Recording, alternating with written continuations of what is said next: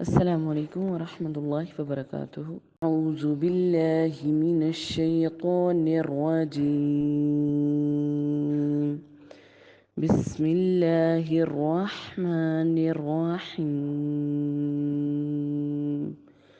سبح اسم ربك الأعلى الذي خلق فسوى والذي قدر فهدى والذي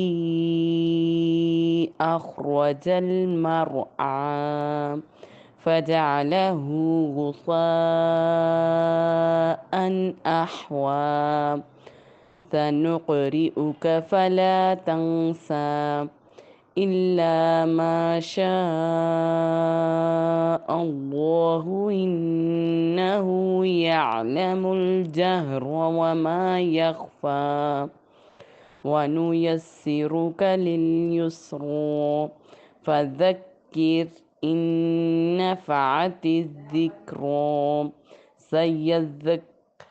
سيذكر من يخشى ويتجنبها الأشقى الذي يصلى النار الكبرى ثم لا يموت فيها ولا يحيا قد أفلح من تزكى وذكر اسم ربه فصلى بل تؤثرون الحياة الدنيا والآخرة خير وأبقى إن هذا لفي الصحف الأولى صحف إبراهيم وموسى.